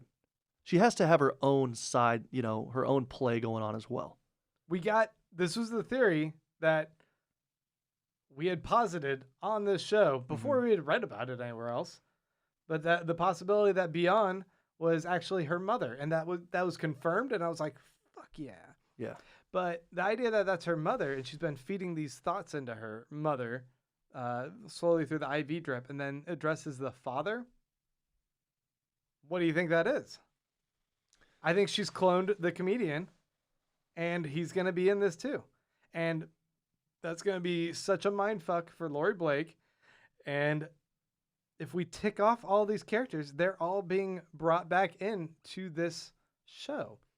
You have Silk Spectre. Dan's in prison, but he exists somewhere in this realm. And if the theory holds that the SOS message that Veidt sent from Europa, okay, it's getting so bonkers. But if his Save Me D was actually intended for Dan, maybe Dan breaks out and actually goes and rescues him. Why wouldn't it be Doc? Could be Doc. That's very possible. Probably could get there a lot faster than 1 year, but whatever. And then you have who else? Dr. Manhattan. We just found out where he is, and then bring in Who he comedian. is. Who he is. And did True know that? Because whenever Angela was leaving, she says, "You didn't ask who. I told you he was here, masked." Right. And I you figured didn't she ask knew. who. They both knew, and at that point, she's like, "Fuck, they know," and I gotta go. And I gotta go awaken him. How did she know? She's got Cerebro. She's got that blue globe that's been spying on everyone, and That's creepy, you know? Mhm. Talk about privacy. yeah, Holy smokes. especially since they Little Zuckerberg action. since they gave us the episode with she was killed by space junk, where Laurie's talking very privately into that, and there's really emotional moments. I thought that was a great glimpse into what an invasion of privacy that is, and what we can glean from Lady Trieu's character, that she would do that she would listen to all that with a shrug, and like she's entitled to it. Very Veidt of her. Very Veidt. Yeah. Which, when I was asking you, do you think her motivations are that altruistic that she's just trying to stop them? No, not at all. Yeah. I think with the idea that she's revealing she's trying to have her parents be a part of this, she's trying to have a degree of a reckoning with the forced annexation of Vietnam by the United States. And that's when she activates that clock, there's going to be her version of saving the world Mm-hmm. is going to, I think, play a lot with whatever was beyond her mother-daughter was doing with those questions. Yeah. When she's prompting Yeah. Angela with those questions. Well, her dissertation was the adaptive function if empathy and the role of rage suppression in social cohesion. Well, I mean, remember, didn't we have someone talk about it could potentially spray a version of nostalgia, making people more empathetic towards others? Mm-hmm.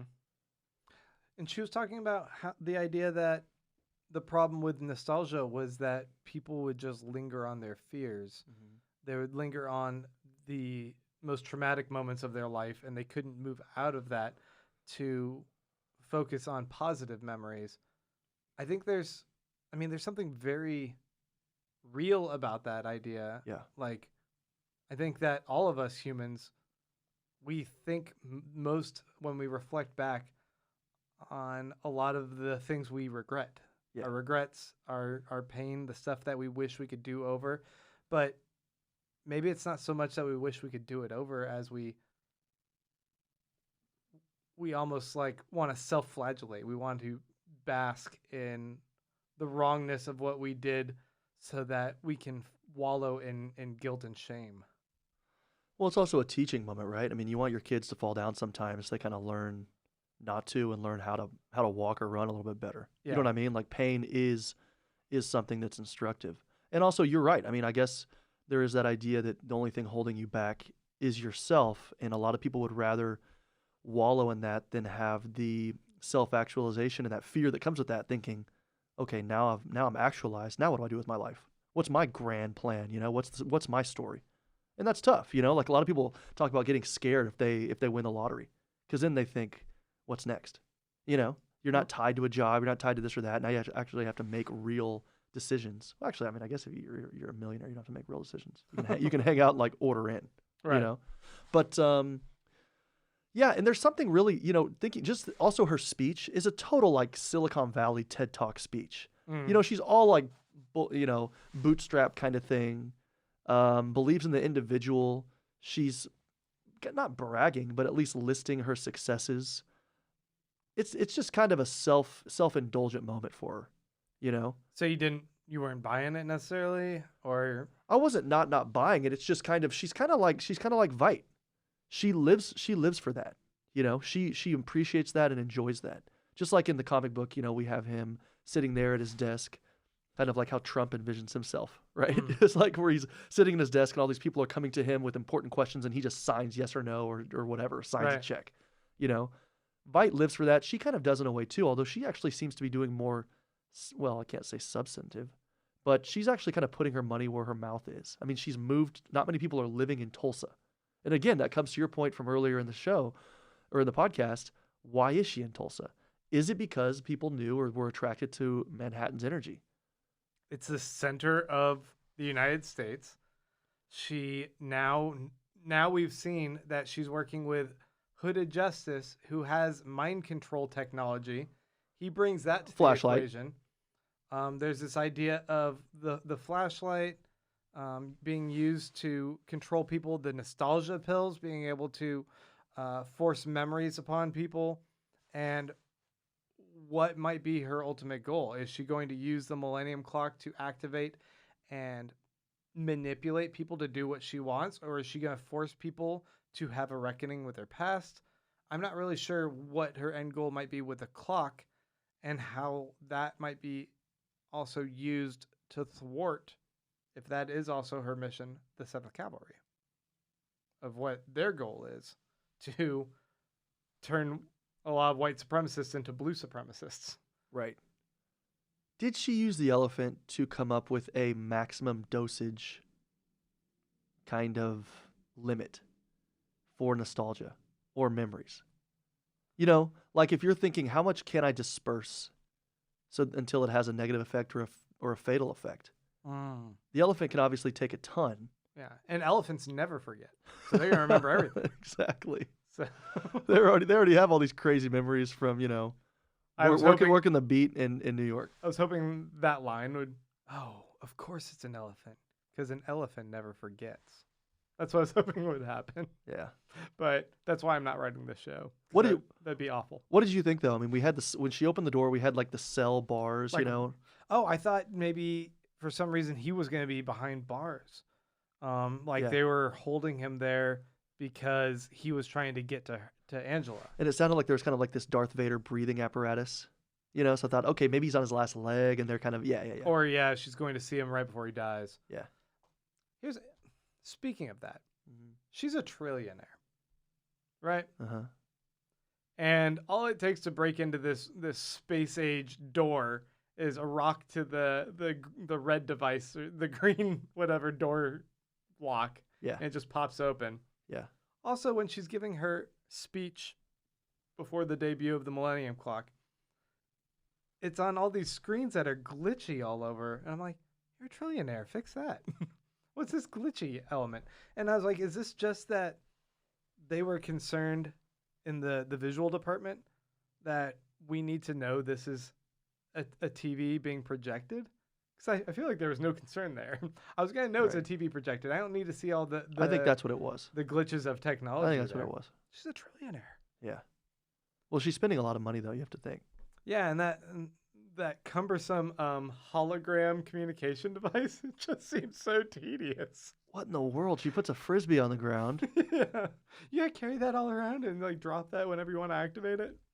Yeah, that was one of those weird, I don't know. I mean, were we supposed to be impressed by that? I think it's supposed, if they're living in like the 90s, it's like Laserdisc or some shit. It's like, this is how things were so big and awkward back then. Like, oh, you have cool technology, but it comes in a MacBook that is gigantic and jelly colored on the sides.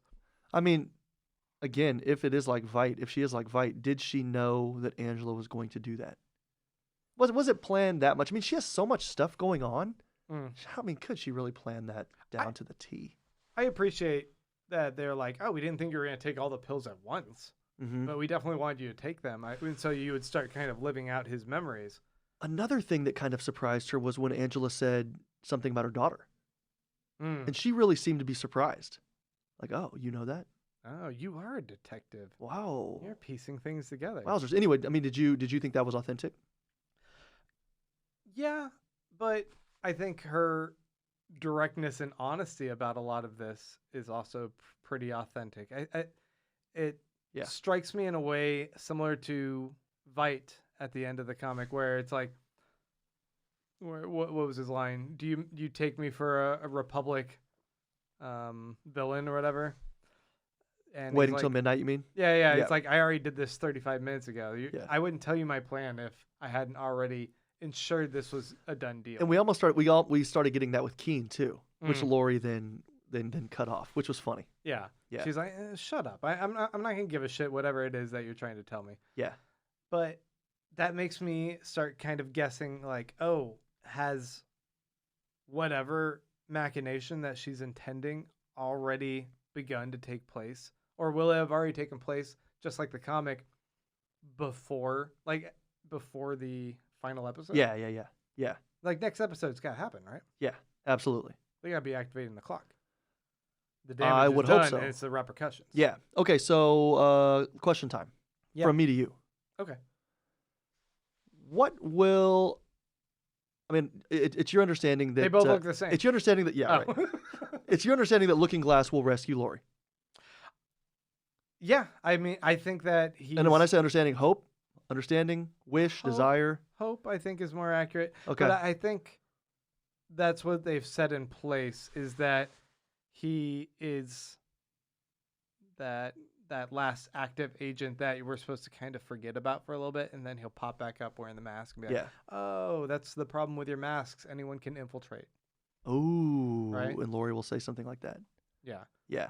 Okay, question number 2. Okay. Will Petey survive? He does Peteypedia. Will we find out that he's Lube Man?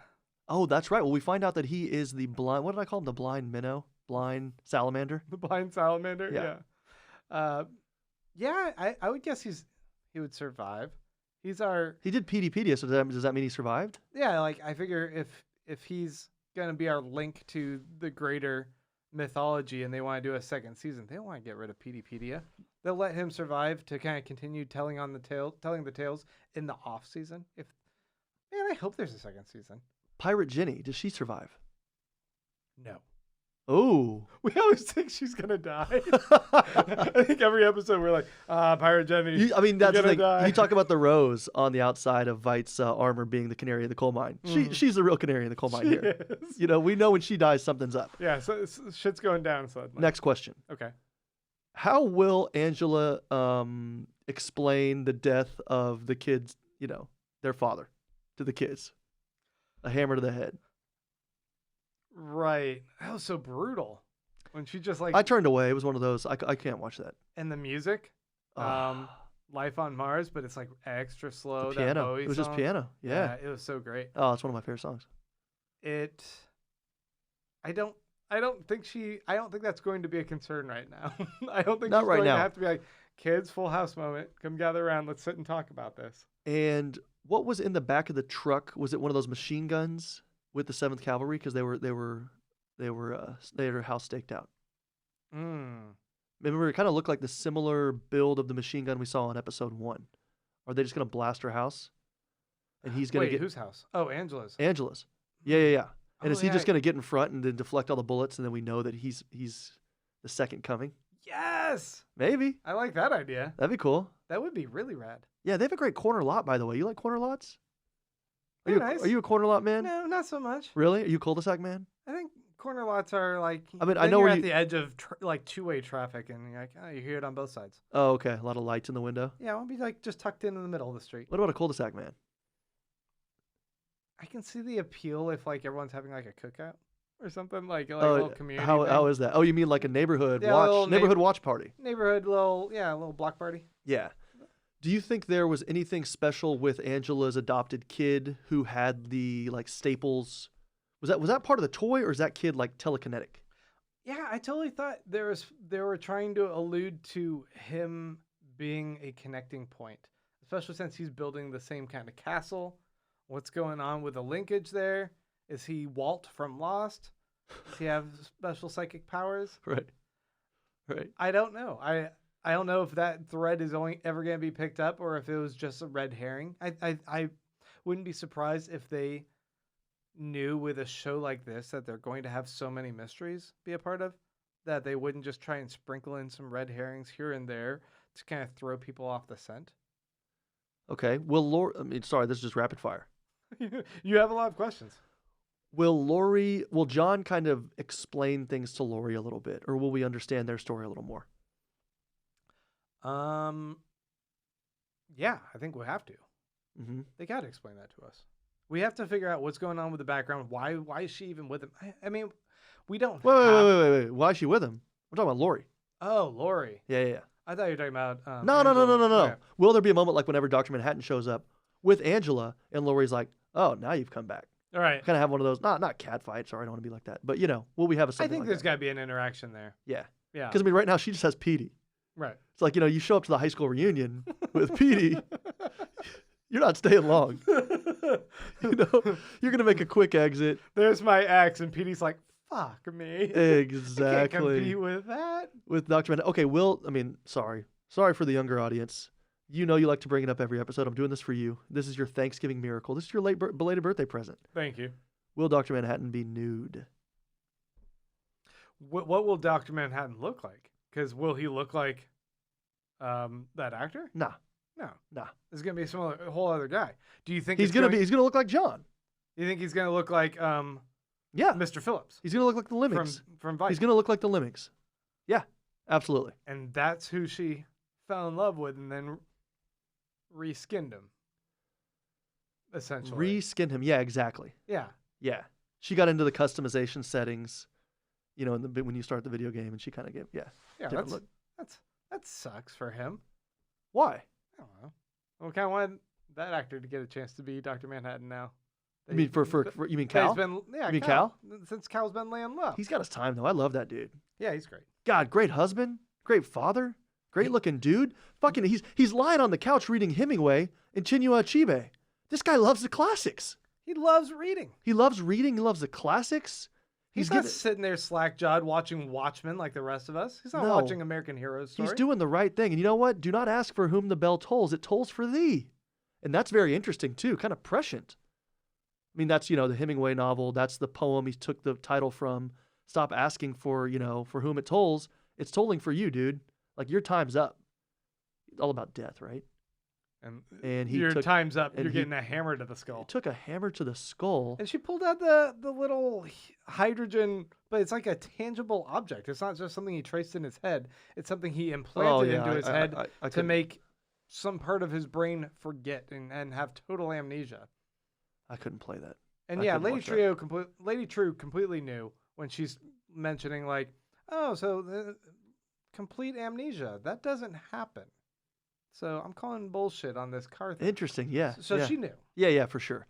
Okay, a couple more questions for you. The question is like, how long did she know? How long does the 7th Cavalry know it's him, or do they know that he's just in Tulsa? Are they able to sense with their technology that he exists in Tulsa, and they've known for at least 3 years, which is when they first attacked the police, so they're kind of causing a little bit of chaos in the region to make anonymity in their actions like work a little bit better. Question. Okay. Did the police chief know that is that why he befriended Angela and took care of Angela? I think so. And maybe saved Angela during the what did they call it? The White Night? The White Knight. Huh? Do you think he knew about Doc Manhattan? Right. No. I mean, we have to remember, she was knocked out and there was a gun to the head, and all of a sudden we don't know how she survived. Yeah, I think that might have been him, and he knew. Mm-hmm. Man. I think you're right. And I think you talked about that too, just to give you credit. Right. We didn't know why. And we certainly didn't know it was because Cal was Dr. Manhattan. But so they kind of know he's there, and he's just like this homebody, stay-at-home dad who's just like chilling in sweaters all day, making pancakes. Making pancakes. Yeah. They're like, just leave him be for now. We can't really fuck with that. He's in the carpool lane, dropping the kids off. Yeah. Yeah. Just nice and chill life. Yeah, he just gets, revs up some Disney Plus, watches a little Mando every Friday night. Watches a little High School Musical, the series. Okay, can I do a couple more questions for you? Yeah. These are kind of rapid fire, and I'm just thinking of them as I go. Okay. Do you think we're going to see Will?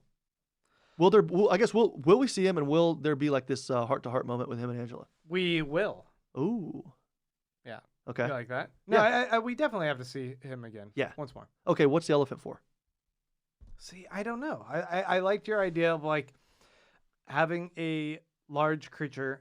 Obviously, the historical Lady Trieu and the elephants being a tie-in. I get that they might want to use an actual physical elephant, but why that would be linked to her and this kind of siphoning off of memories, I guess they feel they can safely put human memories into an elephant, and it's not like fuck the elephant, I guess. I don't know. Right. They don't care. Right. Yeah. But I don't know. Maybe, Yeah. Maybe their technology, that whole tutorial thing was bullshit, and they just need to give her time kind of to dump process it, and yeah. It may have been just them completely fucking with her, Oh yeah, that's true. but I doubt it. I would imagine the elephant had some sort of purpose. Okay, do you think there's a possibility, like you said, what is True's version or thought about saving the world? What if it is crippling, the most antagonistic, aggressive global superpower? I mean, we can talk about whether that's Russia, China, or the United States, but as far as army bases and stuff, it's the United States, right? Yeah. So if she crippled the United States and Vietnam was able to regain its nationality, and then other countries were able to kind of just do what they wanted without intermeddling from the United States, could you see something like that? I mean, another part of this is that we know Lindelof loves Watchmen, right? We know that the last issue of that comic book was, or I guess maybe the last two, were wild. Nothing you would expect. I mean, we have 3 million people dead in New York City all of a sudden, in the outer areas of that.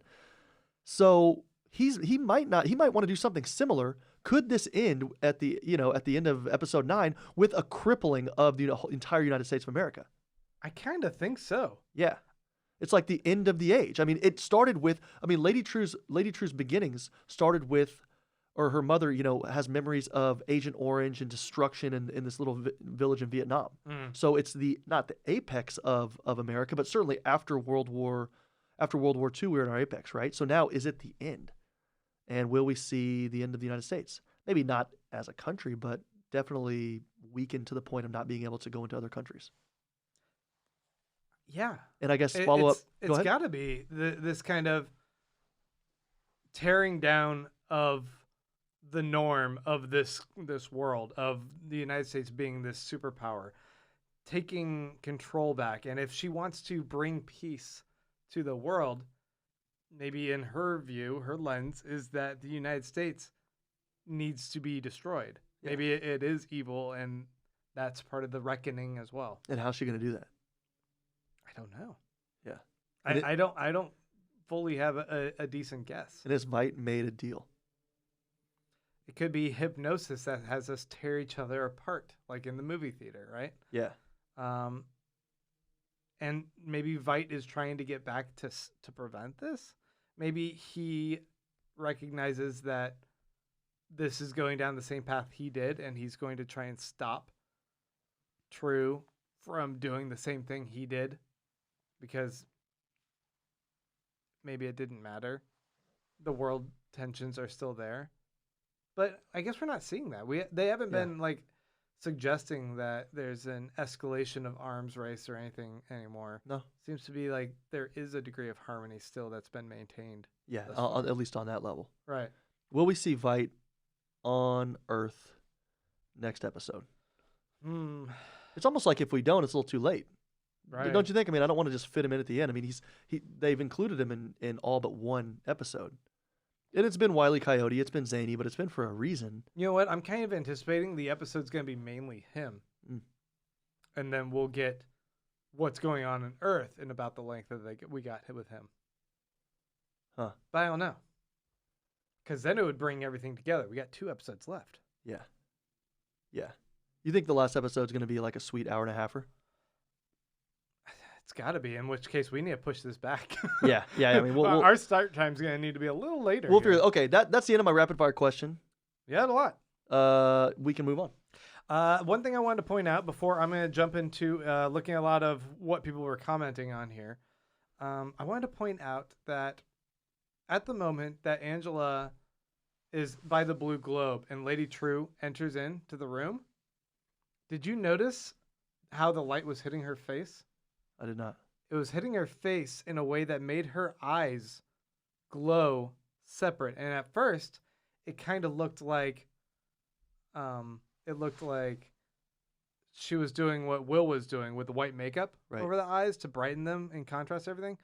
But as she got closer, it was the blue glow, and it was like we had the black and the white of Will, and then his granddaughter Angela, or white and then black of the face mask that they paint on, and then how light was bathing her in a blue mask was like the world is black and white, but there's this third element in the equation. There's this blue god. There's this gray area, but it's actually a blue area. I thought it was clever lighting. Yeah. I was really kind of taken. I didn't even notice it. I'm glad you did. Well, maybe it was the thing. I'm not sure. I have nothing to add to that segment, but I'm glad you noticed it. Yeah. So I'm going to go ahead and check through here and read and see if there's any particular thoughts or questions that you guys are asking on our thread. Do we have any soul swaps? I don't know if everyone's going to have the same names here as they do on Instagram. Oh, that's right. That's true. Jeff Thompson says, "Oh my gosh, guys, I need this pod so bad. I just got to talk about it. Wow. Holy crap. Oh my God. Every other version of the same sentiment. I absolutely love this show." Nice. We agree. Yeah. We fucking agree. This is so cool. Mobma21 says, "I guess the Excalibur theory was correct." I don't know what this Excalibur theory is. Maybe they'll mention this a little bit further down. Excalibur, Age of Apocalypse comic book. You think it's related? I think it's related to Age of Apocalypse. Yeah, no. A lot of people just being like, "Whoa, holy shit!" Yeah. They also thought that potentially Topher might have been the Dr. Manhattan. Yeah. Which, it could have been like a red herring there. And then question, really quickly. Sorry. Yeah, no. If Dr. Manhattan was in Cal's body, what was Dr. Manhattan doing on that CNN news feed? I think that was that dated. I think that was manufactured by Lady Trieu. I think she was making it seem like he's on the planet, but he was like building and tearing down the castle, or Veidt's castle. Tearing down, Veidt's castle. So, I don't know. What's going on. So she says he's not on Mars. She says that with a certain degree of authority, which makes it seem like she's the one actually manipulating what is being seen on Mars. That's just a thought. Yeah. But why would she show that with a castle? Just to fuck with people? That I don't like. But why put the castle at all? That is really weird.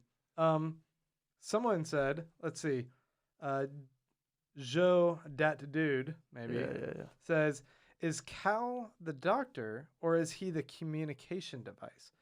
Since she pulls that thing out of the head, he's him, right? He is Dr. Manhattan, and she isn't pulling this device out of Cal in order to contact a Dr. Manhattan elsewhere. He's got to be him, and she took whatever was implanted in to make him forget, and he's going to be reborn as this other guy. That's what I assume. Nesting doll? Yeah, like a nesting doll. Russian nesting doll. Painted Brandy says, "I support more pig courts." Mm-hmm. Yeah. Instead of the kangaroo court, we now have the pig court. Jeff Thompson says, "Wow, you guys don't do enthusiasm, do you? You sound like you're talking about decorating." Sound boring? I will say that I mowed the yard and raked. My allergies are awful today. So I apologize. I thought this was I think I did say though that this is maybe one of the zaniest episodes of television I've ever seen, but it worked. So yeah, if you want to see me at my best, maybe go back a couple episodes to the Looking Glass-ish, episode. That's what you need. I was a little bit more awake for that one. Floyd Coleman says, Cal Abar.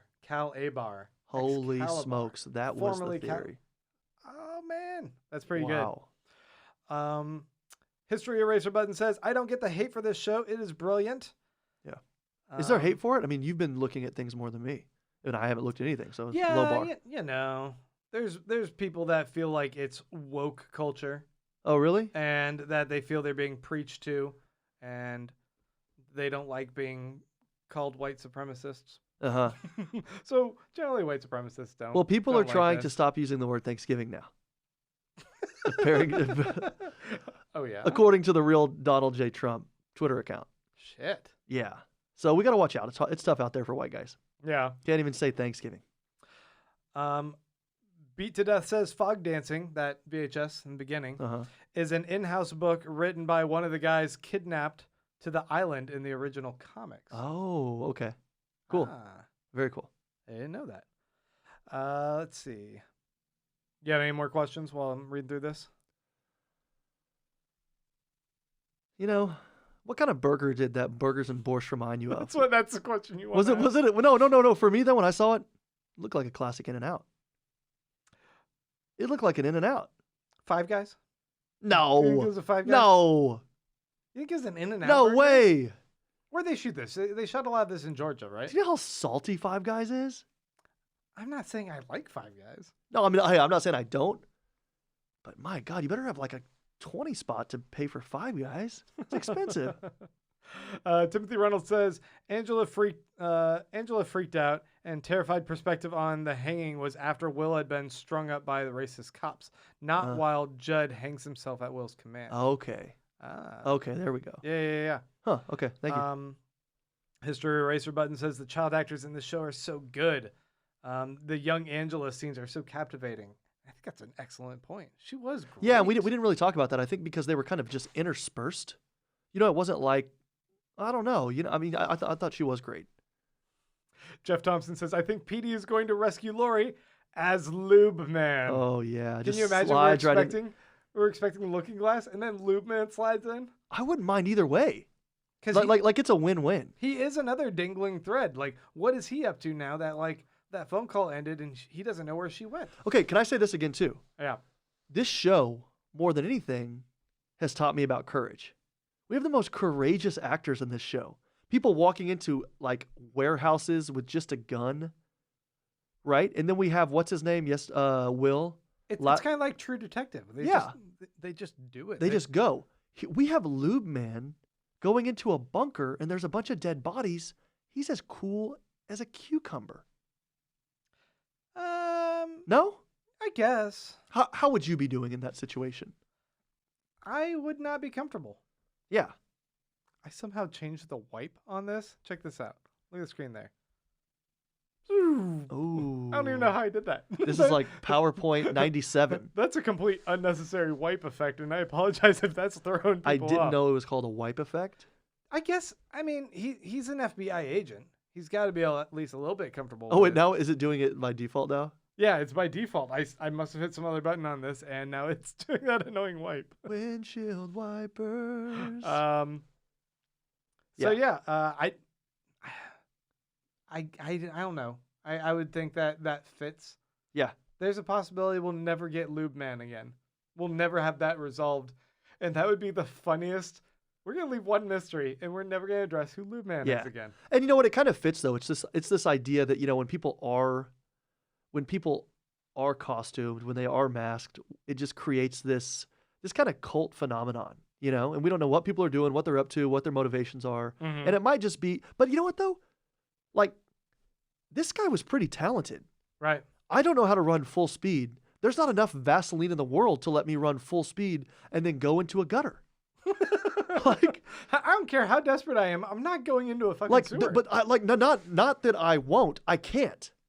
Like, I've never tried, but I'm pretty damn sure I cannot run and then slide into a gutter as Lube Man or the Blind Salamander. You're not Lube Man. So that's right. I'm definitely not. Like, sorry, spoiler alert. I'm not Lube Man. Timothy Reynolds says, the device that the 7th Cavalry are building is an intrinsic field generator, the same device that John Osterman used to be turned into Dr. Manhattan. Yeah.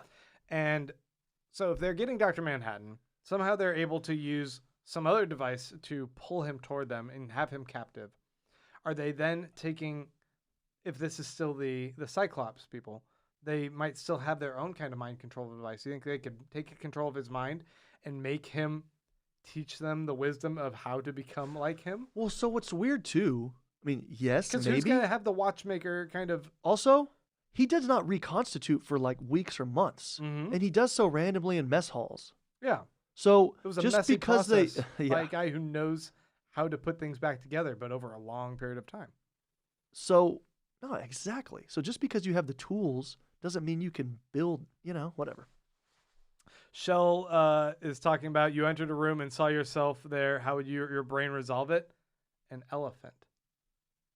So I think that might be the idea that like she's seeing something that her brain can't comprehend, and so she's manifesting it as an elephant. Angela walked in the room. It's not an actual elephant there. She psychologically can't comprehend what she's seeing, and so she's making it in her mind an elephant. Also, the elephant in the room. The big discussion point. Nice. that no one's addressing. But I don't know. I guess it could be a manifestation of her mind. Yeah, that wouldn't surprise me because she's still working through all the nostalgia and everything. Yeah. Jeff Thompson once again says, by the way, no one has mentioned Looking Glass. He butchered those 7th Cavalry guys and bolted. I'm banking on Lube Man, Looking Glass, and Looking Glass team up to rescue Laurie. Which, yeah. Oh, that would be sweet. I think I want Lube Man on. Oh my God, Lube Man on Looking Glass's shoulders, like he's giving him a piggyback, but like a nice sweet shoulder ride. Okay, like you're like with your son at the county fair. Yeah, like like Yoda riding on his precisely. Okay, so then when it's important, when it's the right time. Yeah, sweet, nice wipe. I guess that's what we call it now, a wipe effect. Sorry, now I'm just thinking of changing diapers when you say wipe effect. Okay, gross. when it's time, Looking Glass just puts his head down, okay? Lube Man slides down, sweet 30, 40-degree angle, right onto Keen. Okay, question for you, pop quiz. Okay. Will Keen survive this? Will he die by the end? I hope he dies. Yeah. A grisly death. Yeah. Joe Dat Dude says, what's up with a wink after the closing speech? Remember after Miss Crookshanks delivers the final speech, she looks at him and gives him a wink. It's like a knowing if they're all supposed to be his serfs and they've all in a way turned against him, is this part of his plot? Yeah. And has he manipulated one of them enough that she is going through the motions that he wants for his end goal? Look, we know he was there for a reason. We know that he saw this. Like this is a guy. Go ahead. They're supposed to be such simpletons, right? Like the little potato babies that he's mandrakes, whatever that he's putting in the centrifuge and growing up.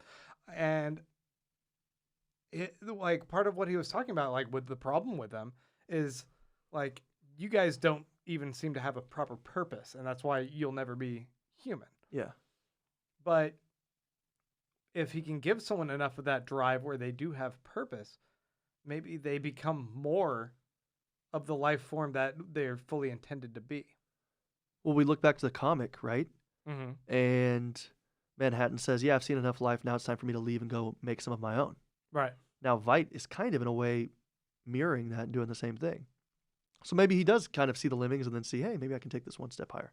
Yeah, for sure. I mean, look, we know he's there for a reason. We know he's seen this. We know he's planned this. This is a guy who brought interdimensional squids and an awesome, like, dog, cat, tiger thing to his Arctic lair. Yeah. So, I mean, yeah, I don't put anything past him. History Eraser Button says, I think Dr. Manhattan sees all time at once and saw Angela stand out in the mix, knowing her past, present, and future, and that's what made him fall in love with her. That's a decent meet cute. I would prefer she's at the laundromat, leaves a bra in there in the tumbler, and he goes to wash some clothes or dry some clothes and sees it in there and then turns with it on his finger. Although he's precluded from doing that because he's naked, so he would never be in a laundromat. So damn, I got to go back to the drawing board. He doesn't wear clothes. Why I is he in a laundromat? know. He just has a weird fetish. I want they both bump into each other in an alleyway as Burgers and Borscht just throwing away a bunch of meat. And Burger falls on the ground and he uses his nose to just nudge it over to her. Oh my God. So, Lady and the Tramp style. Did you know that Disney Plus has done a new updated Lady and the Tramp? You don't, because do you have Disney Plus? This. Wait, you saw it or no, you saw it? I saw that it exists. Oh man, let's watch it together. Just ignore that. I'm just moving past it. Let's see. I think we're moving toward the very end here. Anthony Raccanelli says, do these guys look at the comments? And I'll say, now I am. Yeah. Finally got Are we around supposed to to? it. I mean, you're kind of doing multiple things. Yeah. History Racer Button says, so did Ozzy's trial take 365 days? Just listing his crimes? Payne never testified either. Was it a roast essentially for a year? Yeah. Which kind of feels like, Yeah. you're like just really tearing this guy down. And also, why is he wearing his costume? Like, did he get to wash it? How many, you know? Does he just have one? Yeah, is he just wearing that the whole time? There was a point where they talked about the creator, like their lord and creator or whatever, and it made me kind of think. For a while, we've been guessing maybe it's Dr. Manhattan that created these people. Like that was kind of his mission at one point. Yeah. And for some reason, maybe he did this. He created these people. He created a life system of his own. And it's fucking weird. Yeah. Because maybe John Osterman's just a weird dude. And then he just kind of abandoned it to see if it might flourish on its own. But maybe it couldn't function that way. And so he's like, Veidt, maybe you go over there. You can go check this out. I'll give you a chance to see if you can do something with it. This timeline won't work. I was going to say, what if he did that 7 years ago? And then he did the car crash thing with Angela. Yeah. And now he can't remember that he sent Veidt out there. And now Veidt's stuck there. He's like, hold up. I thought we had an agreement. I'd come over here and I'd test this out. I'm just babysitting. Now I'm stuck here. Yeah. What if the whole thing was like he's like, he'll be fine. I can kind of yeah. see the future. I think he'll be okay. Yeah. I'm going to go ahead and have a life with Angela for a bit. Is that ridiculous? It is ridiculous. That might be ridiculous. Let's see. I should have just had people tag if they have like legit questions so I could just like see them a little bit quicker. Dina Krusman says, I think mass hypnosis through the TVs she gave the residents might be kind of her end goal here, which I think is pretty fascinating too. Could be that. I forgot that she gave everyone TVs, huh? I don't remember that at all. Yeah. What? When? When we say everyone, what does she mean? I think Lady Trieu gave everyone TVs. There's some mention of this. She was responsible. Was that in Peteypedia? Now I don't even remember. If so, I wasn't there. I don't know. I think now I'm just kind of rambling at a certain point. Jeff Thompson says, one more thing, guys, this is important. In case you missed my previous comment, go back to episode 1, classroom scene with Angela baking. The map on the wall shows the world flooded. What? Huh? What? The world flooded? Little transatlanticism album? Most of India is missing. Africa is much smaller, as is America. I got to look at this. This is fascinating. And no, I don't remember seeing anything about that at all. So, shit, I got some work to do. You know Holy hell! No, that's actually the most interesting thing I've learned from this podcast. I think I'm gonna have to run through a lot of these questions here, a lot of these comments, and do a midweek check-in, kind of addressing a lot more of this. So you're gonna do a mailbag episode. I'll do a mailbag episode. Yeah. I don't know why you're afraid of that. I love a good mailbag. That's what we're gonna do. Okay. But I think this might be a pretty good place to go ahead and wrap up for now. This was a lot of fun talking about episode 7. This was unexpected how much they've addressed in this. Yeah. And we can really feel that we're moving toward the finish line. Next week is, of course, the penultimate episode. And if I know one thing about Lindelof, he loves doing something zany with a penultimate episode. Yeah. Yeah. You think Carrie Coon's gonna be in this one? Oh, fuck. Hey, did the zoom in on Angela remind you of the last episode of The Leftovers? The zoom in at the end on the face? No, it didn't. But I mean, that was a really close zoom in on Angela. No, you don't remember No. that one scene in this show, in this episode? I mean, I was trying to do a wrap up, but I don't remember when it turns into her eyes and then it turns into the transition to Veidt. I don't really remember now, but I just remember thinking, "Ooh, good leftovers." No. When Beyond is showing those cards, the very first one where the Candyman is handing the candy, yeah. didn't that look like Justin Theroux? Yeah. Justin Theroux? Yeah. Yeah. Yeah. That's where I was Absolutely. like, there's Justin Theroux. Someone drew a picture of him with What sideburns. What did you think though? Because for me, I would have chosen the guy on the kite. With the kite, I'm like, that's nice. He's just out enjoying a nice day. When I see somebody giving a kid something, I'm like, maybe that's just me because I'm sick. There's something a little bit like nefarious that I think you can immediately just like associate. Yeah, like we grew up like in the 80s, early 90s, like check your Halloween candy. Somebody put razor blades in it. We did not dissect like what this might mean for her that she like chose each of those. Yeah. But there was totally something that reminded me of like that movie Men in Black when you see the second set of cards and I know I went to Men in Black, but you see the guy with the knife and the woman that's there. Oh, yeah. I'm like, nah, she's not scared at all. She's got her hands just casually tucked behind her back. Her neck's just like up. She's leaning. I like how She's you're affecting scarier, a Will and Smith accent right now. He's defending himself. Yeah. No, that little girl is studying astrophysics or whatever he's saying. Like, she's about to make a bomb. Yeah. She's the one who, that little alien's just crying. He's got a tissue. He's got bad allergies. Yeah. It's the same Like thing. me. Like you. I will get some Zyrtec and Claritin. I'll do a little cocktail, and I will see you next week. Yeah. Folks, we want to thank you so much for checking out this week's episode of Who Pods the Watchmen. Please, by all means, if you're here checking this out and you want more of this, subscribe to us on YouTube. Go ahead and subscribe to our podcast that comes out. I'll post that up right after we end this episode. And you can also help us out by giving us those iTunes reviews and going to Patreon and supporting us there at patreon.com/whopodsthewatchmen. Make a per episode pledge and help us out, and we appreciate all of that support. And while you're at it, go on and listen to a little Star Trek podcast. a little bit of Star Trek. These fucking wipes are killing me. Yeah. Are they on the Star Trek podcast? No. Okay. Like the circle zoom from Star Wars. Right. It's kind of like that. Yeah. But please go ahead and check us out, support us. Thank you guys so much. And I guess with that, we will do a good evening, have a good night, and we'll see you in about a week or so. Thanks.